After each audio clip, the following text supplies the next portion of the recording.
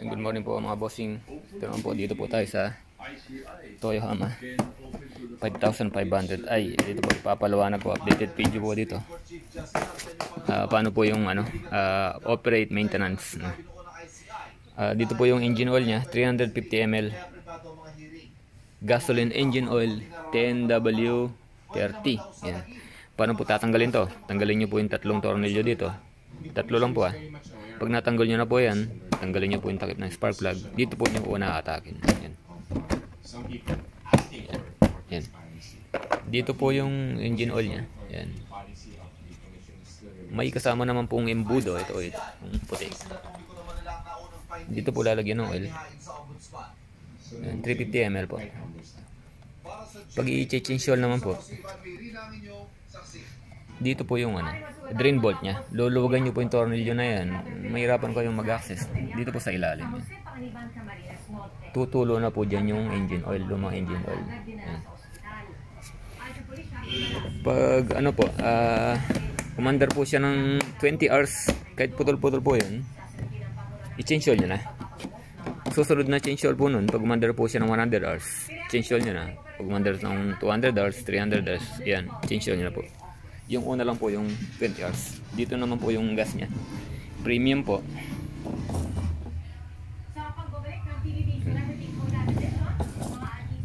High octane po yung ilagay nyo na gas. Premium. No, kasi ito po madalang lang pong maandar yung mga to. Pag premium po kasi matagal po mapanis yung gasolina. Hindi nagko-corrosion, hindi nagpuputik sa carburetor. Kaya recommended ko po talaga yung premium. At ito po yung pinaka-importante. Pag di po siya ginagamit, dapat every week po pinapaandar po siya.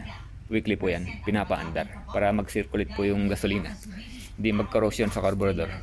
Kahit 15 minutes, 30 minutes lang po. Kahit wala pong naksaksak, basta naka-idle lang po siya, umaandar lang po siya. Mag-circulate yung gas. Yun po yung pinaka-importante.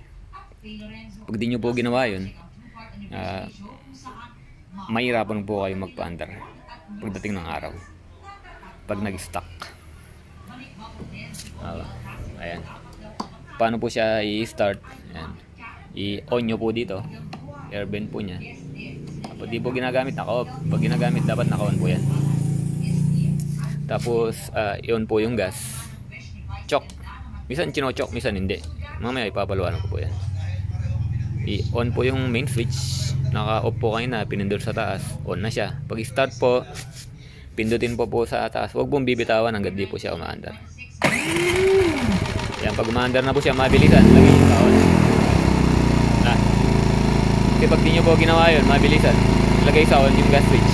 Mamamatay po siya. Ito po yung sinasabi ko na minsan, kinok po natin kanina, no?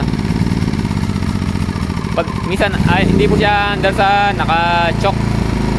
Pag ayaw po niya umandar sa naka-choke, ilagay nyo po sa on. Tapos, start nyo o pull nyo po dito, andar po siya. Parang laruin nyo lang po kung saan niya po niya gusto. Yung choke. Meron pa po palang starter dito. Ito yung full starter. Dual start po ito. Meron po siyang electric start, push button, tsaka full starter. Basta pag umandar po siya, dapat lagi po siyang naka-on.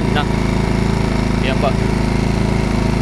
Ito po yung running time niya. Pag nag-20 po ito, i-change oil nyo na. Pag nag-100, change oil nyo na. Makikita rin nyo rin po dito yung timer niya na dapat umandar siya ng 8 to 10 hours, 12 hours lang po. Yan po yung volts niya, frequency. Yan. Yan po, naka-eco mode po siya yan. Ito po yung high speed mode. Pero kahit eco mode lang po, kaya naman po yan kasi automatic naman tumataas yung RPM niya. Ito po, pag umiilaw na po ito, kulay green, may kuryente na po dito.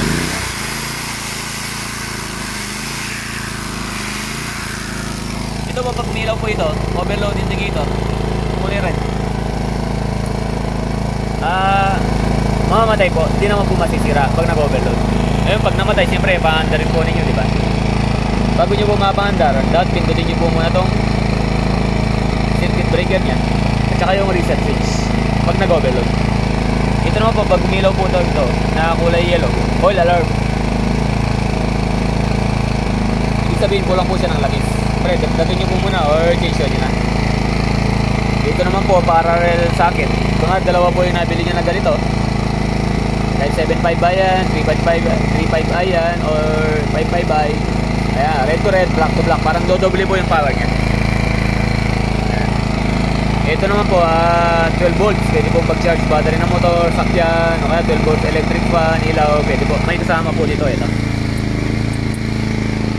Ayan. Ano pa ba? Pagpapatayin po, off nyo po dito. Off nyo po dito. Off nyo po dito. Pag dito naman po, yung full starter po niya, naka-on pa rin po dito. Naka-on pa rin po yung gas switch. Minsan chino-chock, minsan hindi. Naka-on pa rin po yung main switch niya. Naka-on pa rin. I-on nyo pa rin. Ito po ang sinasabi ko. Hindi ko po mapakita sa inyo kasi wala pong hawak ng cellphone. Kumari, chinok po ninyo, tapos hihilain nyo to. Ayaw po umandar, no? Ilagay nyo po sa on, tsaka hilain nyo po. Andar na po yan. Parang laruin nyo lang po kung saan po siya, saan niya gusto umandar na. Basta pag umandar po siya, dapat lagi pong naka-on ito. Ayun lang po. Up, up, up. Yan. Dito naman po tayo sa ano. Ito po yung pinaka-plug niya. Dito po yung connection niya. Dito lang po sa X and Y. Ito pong dalawang copper. Ito wala pong connection ito. Parang ground lang po ito. Tapos lagyan nyo po ng number 10 na wire. At least number 10 na wire na. Yung mataba po para sigurado. Yan. Ganun lang po. Ayun po. Yung inuulit ko po. Yung pinaka-importante dito. Kung di po siya ginagamit, dapat weekly pinapa-under po siya. Every week. Kahit 15 minutes lang po. Minimum 15 minutes po. Every week pinapa-under po dapat. Okay, thank you po.